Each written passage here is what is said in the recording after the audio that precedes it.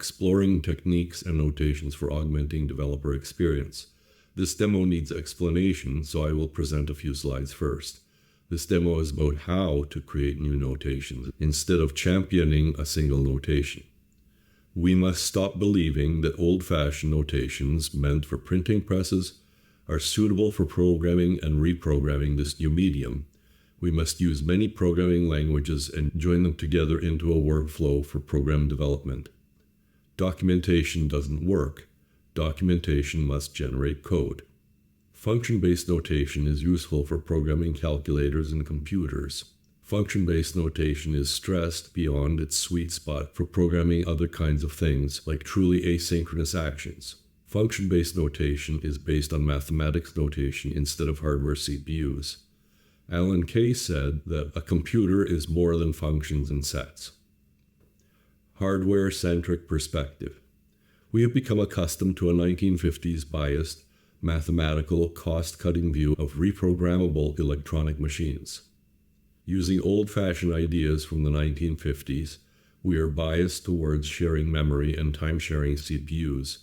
This causes accidental complexities and creates the need for workarounds. Originally, CPU ICs were designed to be non-reentrant and not to be thread-safe. The idea was to have networks of many hardware actors. But cost-cutting caused us to move away from those ideas. Cost-cutting forced us to use shared memory and to create development systems that needed extra software to fake out the function-based paradigm. In 2024, we can cease to cut these kinds of costs. We can waste machine power to create development workflows that are more like the model of hardware actors. The goal is to simplify DX, developer experience. I strongly believe that a simpler DX will lead to invention of simpler UXs for non-programmers. To work towards this goal, we need to explore many avenues of simplification. DAS, DOS, diagrams as syntax. 0D, extreme decoupling, zero dependencies. T2T, text-to-text transpilation. Detangling design intent from implementation. Studying smallness versus bloatware. Creating separate notations for software architecture, software engineering, and software production engineering.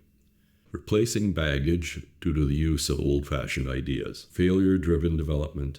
Coping with program development where programs have bugs and fail.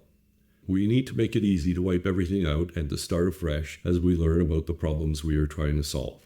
We need to prevent calcification of design ideas that need to be revised, caused by the feeling of investment in partial solutions caused by the notation we use. This demo will concentrate on only one kind of simplification, the idea of using different syntaxes for programming using current technologies. 0D is incorporated into this demo, but will not be detailed due to time limitations. Ask me or PM me for more detail. This demo implements a node and arrow diagrammatic programming language. Why?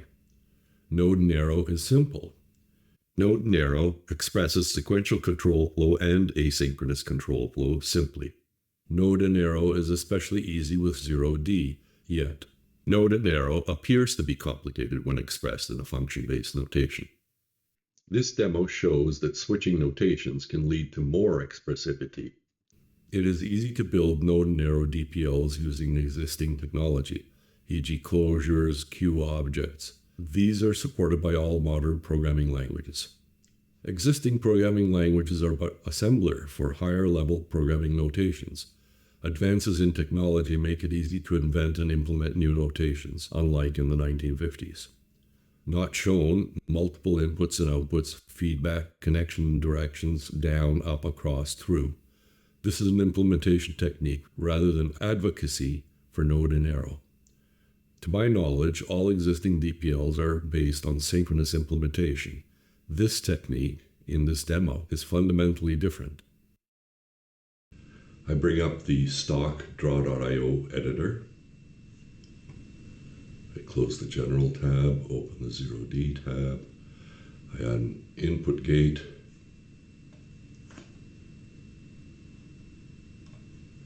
Add an output gate. An echo component. And another echo component. and then wire them up.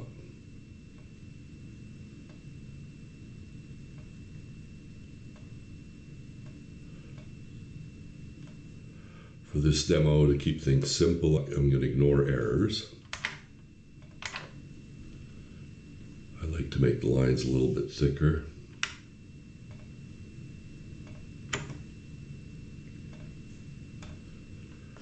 We save it. Meta S will do it, and the pull down will do it. Then we go to the command line and run make. We see the output from the run.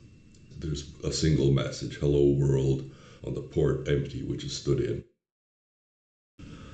Now let's make this parallel. Drag that down to here. Get rid of that line.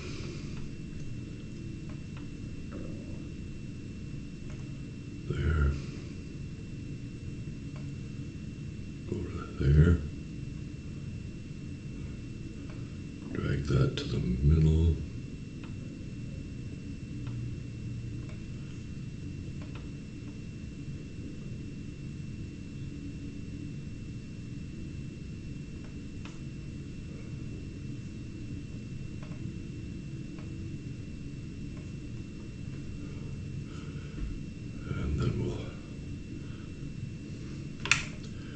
Make all of these look nicer.